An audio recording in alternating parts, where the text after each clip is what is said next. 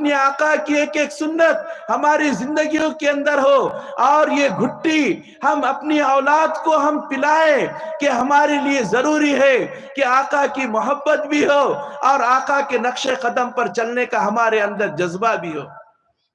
کیا جذبہ تھا؟ چھوٹے چھوٹے بچے جب ماں کی گودوں سے نکلتے تھے، اور جب ماں کی گود سے نکل کر جب جو ہے تو وہ بڑھتے تھے، تو ہمارے بچوں کی طرح پب جی کے اندر اور موبائل کے اندر اور ڈراموں کے اندر نہیں ہوتے تھے، بلکہ وہ بچے جو ہے میدان جنگ کے شہ سوار ہوتے تھے، اللہ کے دین کے غازی ہوتے تھے،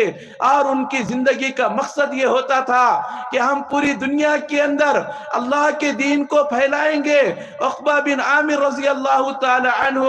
18-19 سال کے نوجوان ہے، بحر ظلمات میں یعنی افریقہ کے اخیر کے اندر وہ پہنچے، جس کے آگے یہ ہے کہ اس کے آگے دنیا ہی نہیں ہے۔ وہاں پر اپنے گھوڑے کو ڈالا اور کہا کہ اے اللہ، اگر مجھے معلوم ہوتا اس کے آگے بھی دنیا ہے، وہاں تک تیرے نام کو میں پہنچاتا اور اللہ کے کلمے کو میں بلند کرتا۔ آج اپنے بچوں کی ہم کو فکر نہیں ہے، آج نہ ماں کو فکر ہے نہ باپ کو فکر ہے۔ باپ بھی جو ہے تو کمانے میں مشغول، ماں بھی کمانے میں مشغول، اور ٹھیک ہے وہ تو کہیں کسی حد تک درست تھا، اس کے بعد آنے کے بعد ماں بھی موبائل میں مصروف اور باپ بھی موبائل میں مصروف۔ کہاں سے اولاد کے اندر اچھی تعلیم اور کہاں سے ان کی تربیت ہوں گی؟ اللہ تبارک و تعالیٰ نے جو سب سے بڑی ذمہ داری دی ہے، یہ جلسہ اصلاح معاشرہ کا جلسہ ہے، اس کے اندر ہم یہ طے کریں کہ انشاءاللہ تبارک و تعالیٰ اپنی اولاد کی ہم تربیت کریں گے، اور ایسی ہم تربیت کریں گے کہ انشاءاللہ ہماری اولاد بھی ان غازیوں کی طرح ہوں گی، ان مجاہدین اور اللہ والوں کی طرح ہوں گی کہ جنہوں نے پورے عالم کے اندر اللہ کے کلمے کو لے کر گھومے اور پہنچے۔ ہمارے اس ہندوستان کے اندر اور بھارت کی سرزمین پر وادی سندھ کے اوپر جب محمد بن قاسم تشریف لائے، 16 سال کی عمر ان کی تھی، اور وہ آئے، اور آنے کے بعد انہوں نے اس گنگا کے پانی سے وضو کیا، اور وضو کر کے اپنے قدم اس دھرتی کے اوپر رکھے۔ علامہ اقبال نے کہا، اے وادی گنگا وہ دن ہے یاد تجھ کو اترا تیرے کنارے، جب کارواں ہمارا میرے کارواں ہے، میرے حجاز اپنا اسی کے دم سے ہے، آرام جہاں ہمارا توحید کی امانت سینوں میں ہے ہمارے، آسا نہیں مٹانا نام و نشاں ہمارا، باطل سے ڈرنے والے اے آسمان نہیں ہے ہم، 100 بار کر چکا ہے تو امتحان ہمارا۔ یہ پہلی بات نہیں ہے، حضرت صدیق اکبر رضی اللہ تعالی عنہ، اللہ کے نبی صلی اللہ علیہ وسلم کی وفات کے بعد ایسا بھی دن آیا کہ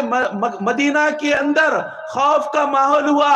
اطراف کے لوگوں نے یہ سوچا کہ اب مدینہ کے اندر کوئی نہیں ہے، چلو ان پر حملہ کرتے ہیں۔ اس وقت حضرت ابو بکر کھڑے ہو گئے اور کھڑے ہو کر کہا کہ لوگوں کہ اللہ کے دین کی اس وقت ضرورت ہے، وَأَنْقَصُ الدِّينِ وَأَنَا حَيٌّ، دین میں کمی ہو اور ابو بکر زندہ رہے، یہ ہو نہیں سکتا۔ حضرت ابو بکر کھڑے ہو گئے، اللہ تبارک تعالیٰ نے اسلام کو ہمت اور طاقت عطا فرمائی۔ اس کے بعد دور گزرا، پہلی صدی ہجری گزری، پہلی صدی ہجری کے اندر حضرت امام ابو حنیفہ رحمت اللہ علیہ پیدا ہوئے۔ کون امام ابو حنیفہ رحمت اللہ علیہ؟ وہ امام ابو حنیفہ رحمت اللہ علیہ کہ جن کی فقہ کے اوپر آج پون دنیا عمل کرتی ہے، اور جنہوں نے قرآن اور حدیث کی روشنی میں پوری فقہ کو مرتب کیا، امام ابو حنیفہ رحمت اللہ علیہ۔ انہوں نے اللہ کے دین کو زندہ کرنے کے لیے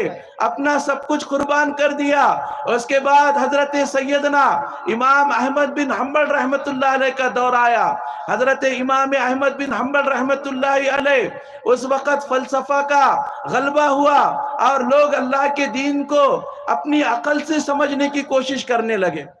کہ آج بھی جو ہے تو ہم اور آپ دیکھ رہے ہیں کہ بہت سارے ایسے لوگ ہیں کہ جب جو ہے تو ان کو کہا جاتا ہے کہ یہ اللہ کی بات ہے، یہ اس کے رسول کی بات ہے، تو وہ لوگ کہتے ہیں کہ ہماری سمجھ میں نہیں آتا، ہمارے عقل میں یہ بات نہیں آتی۔ ارے تمہاری عقل ہی ہے کتنی سی۔ ایک آدمی تھا،